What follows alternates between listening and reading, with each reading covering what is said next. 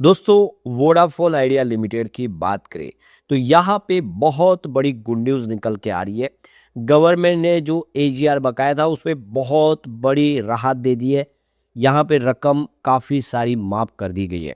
यानी आने वाले समय वोडाफोन आइडिया को वो रकम नहीं चुकानी पड़ेगी। तो पूरी अपडेट क्या है उसको समझेंगे, किस तरह से वोडाफोन आइडिया को रिलीफ मिला है और आने वाला समय किस तरह से वोडाफोन आइडिया के लिए आसान हो सकता है। पहली बार कई सालों के बाद वोडाफोन आइडिया के कस्टमर बेस में वृद्धि हुई है। क्या वोडाफोन आइडिया के दिन अब पलट चुके हैं और आने वाले दिन अच्छे होंगे? क्या निवेशकों को भी इसका फ़ायदा होगा? इन सारी बातों को समझेंगे। क्वार्टर 4 आने वाला है। क्या उम्मीद कर सकते हैं वोडाफोन आइडिया से? वो भी जानेंगे इस वीडियो के माध्यम से। लेकिन फ्रेंड्स, उससे पहले अगर आप पहली बार हमारे चैनल पे आए तो चैनल को सब्सक्राइब कर दीजिए। एक बेल आइकॉन दबा दीजिए ताकि जब भी नया वीडियो बने पहला नोटिफिकेशन आपको मिले। वीडियो पसंद आए तो लाइक से जरूर कीजिए। चलो फ्रेंड्स, वीडियो स्टार्ट करते हैं। मैं हूँ आपका दोस्त SB दवे और हमारे अपने चैनल ऑनलाइन कमाई में आपका बहुत बहुत स्वागत है। सबसे पहले वोडाफोन आइडिया लिमिटेड के कारोबार की बात करें तो 10.18 पर आप देख सकते हो कि स्टॉक की यहाँ पे क्लोजिंग देखने को मिली कल 1.07% की गिरावट के साथ। तो अपडेट जो निकल कर आई है वो बाद में आई है, इसलिए इसका असर हमें देखने को नहीं मिला ट्रेडिंग के दौरान।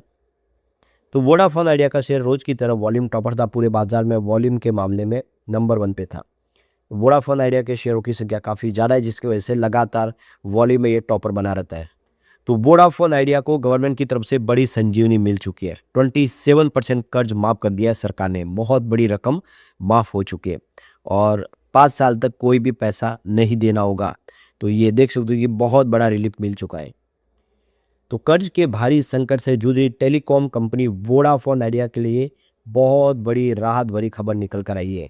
केंद्र सरकार ने एजीआर यानी जो एडजस्टेड ग्रॉस रेवेन्यू की बकाया रकम थी उस पर भारी कटौती कर दी है। सरकार ने कंपनी के पुराने बकाया को 27% घटा दिया है। तो जैसे कि आपको पता ही होता कि वोडाफोन आइडिया पिछले कई सालों से डिमांड करता सरकार से कि उसका जो एजीआर बकाया उसकी फिर से रिकैलकुलेशन की जाए। रकम उनको ज़्यादा लग रही है। फाइनली सरकार ने काफ़ी समय तक हर तरह से इसकी जांच पड़ताल करके उसकी रकम जो थी उसमें अब 27% की कटौती कर दी है। एक बहुत बड़ी राहत है, जिससे कंपनी के सिर से जो काफ़ी बड़ा बोझ था वो कम हो गया।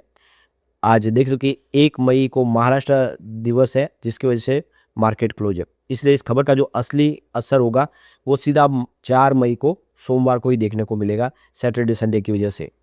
तो सोमवार को जब ट्रेडिंग होगी तो वोडाफोन आइडिया के शेयरों पर निवेशकों की पैनी नजर रहने वाली है। कंपनी के लिए यह फैसला किसी संजीवनी से कम नहीं माना जा रहा है। यानी कितने सालों से जो इच्छा थी वोडाफोन आइडिया की वो आखिर फलीभूत हुई है। तो डिपार्टमेंट ऑफ टेलीकॉम यानी डॉट ने एजीआर बकाये की दोबारा गणना करने के लिए कमेटी बनाई थी। पहले ये 31 दिसंबर 2025 तक करीब 87,695 करोड़ रुपए रकम तय की गई थी, लेकिन कमेटी की जांच के दोबारा आकलन के बाद इसे घटाकर 64,046 करोड़ कर दिया गया है। तो बहुत बड़ी रकम है वो माफ़ हो चुकी है। कंपनी ने खुद शेयर बाजार में इसकी जानकारी दी गई है। उसे सरकार की तरफ से इस फैसले की सूचना मिल गई है। बकाया में करीब 23,000 करोड़ से ज़्यादा की रकम कम कर दी गई है। तो कंपनी की फाइनेंशियल हालत सुधारने में ये बहुत बड़ी मददगार साबित होगी। ये रकम बहुत बड़ी है। इससे कंपनी को अपने भविष्य की योजनाओं पर काम करने की भी ताकत नहीं मिलेगी और जो निवेशक वोडाफोन आइडिया में निवेश करने को तैयार नहीं थे वो बड़े निवेशक वो बैंक भी अब वोडाफोन आइडिया की तरफ हाथ बटाएंगे, क्योंकि सरकार की तरफ से राहत मिल चुकी है।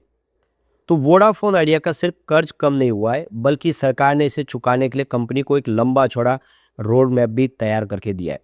कंपनी को इन पैसों का भुगतान करने के लिए 5 साल का मॉरिटोरियम यानी छूट दी गई है। इसका मतलब ये कि अगले 5 सालों तक कंपनी को इस बकाया भुगतान का कोई भी पैसा चुकाने की आवश्यकता नहीं है।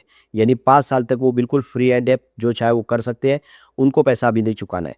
कंपनी को अपना अंतिम बकाया 2 किस्तों में चुकाना है, जिसे 10 साल तक की अवधि में फैलाया गया है। पहली किस्त की शुरुआत 5 साल बाद होगी।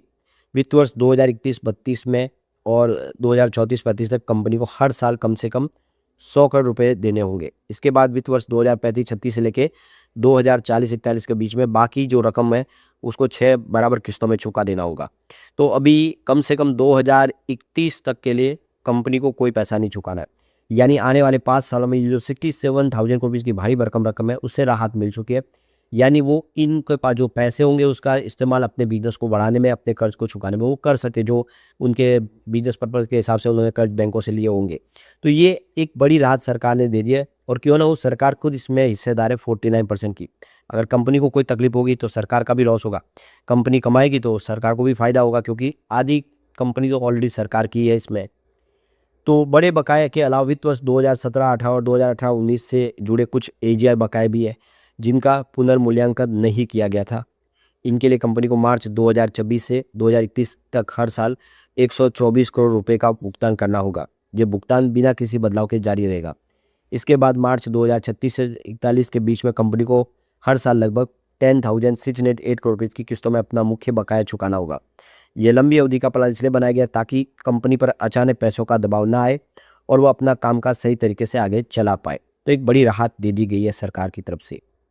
तो वोडाफोन आइडिया पिछले कई सालों से देखें तो भारी घाटे में गुजर रही है, और लगातार कस्टमर बेस कम हो रहा था, क्योंकि वो सर्विस अभी इतनी आगे नहीं बढ़ा पा रहे थे। 5G तो इन्होंने काफ़ी लेट शुरू की है।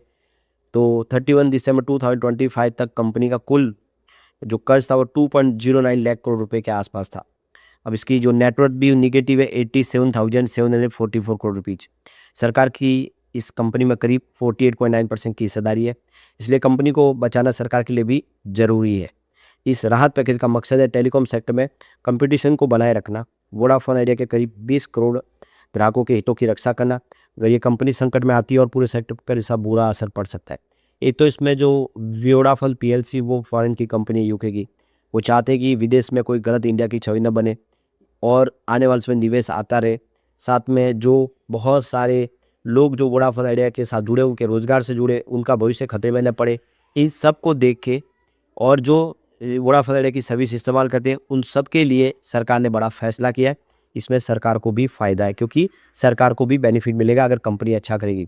और सरकार चाहती है कि डू पॉलिसी न बने, कम से कम 3 प्राइवेट प्लेयर तो रहे मार्केट में, जिससे हेल्दी कंपटीशन आगे भी जारी रहे।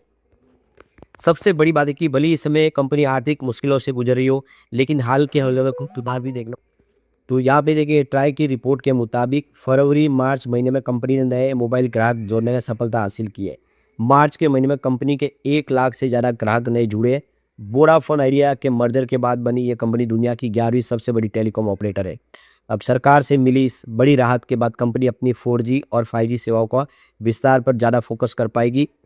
सोमवार को बाजार खुलने पर इसका असर देखने को मिल सकता है, क्योंकि बहुत अच्छी गुड न्यूज़ है। लेकिन अगर आप देखेंगे तो कंपनी ने जो ये अब फैसला किया है कि आने वाले समय वो करीब 45,000 करोड़ की रकम बाजार से उठाना चाहती है, तो अब बैंक उनको कर्ज देगी, क्योंकि सरकार ने एक बड़ी राहत दी है। तो इससे एक पॉजिटिव नज़रिया गया है कि सरकार पूरी तरह से वोडाफोन आइडिया के साथ में, तो नया कर्ज मिल सकता है, जिससे वो 5G सर्विस और तेज़ी से बढ़ा पाएंगे, अपनी क्वालिटी नेटवर्क को सुधार पाएंगे। तो वोडाफोन आइडिया आने वाले समय कुछ बेहतर कर पाएगा। तो मार्केट एक्सपर्ट जो कह रहे हैं कि वोडाफोन आइडिया के लिए जो अस्तित्व का संकट था वो पूरी तरह से अब समाप्त हो गया है, जो टेंशन था वो खत्म हो चुका है। कंपनी का ध्यान अब तेजी से अपने बैंकों के जो कर्ज है, यानी बैंक फंडिंग के ऊपर फोकस करेंगे, इक्विटी निवेश के ऊपर ध्यान जुटाएंगे। वोडाफोन आइडिया 3 वर्षीय कैपेक्स जो प्लान लेकर चल रही है 45,000 करोड़ रुपीज़ का, जिसके तहत 25,000 करोड़ रुपीज़ का जो बैंक लोन और 10,000 रुपीज़ की जो गैर निधि सुविधा जुटाने की योजना बना रही है, और इसका उद्देश्य है कि 4G और 5G सर्विस को मजबूत करना। तो ये प्लान अब सक्सेस हो सकता है, कंपनी के पास काफ़ी सारा पैसा आ सकता है, जिससे कंपनी अपने बिजनेस को आगे बढ़ा पाएगी। यानी कुल मिला के वोडाफोन आइडिया के दिन पलट चुके, एक बहुत बड़ी राहत मिल चुकी है।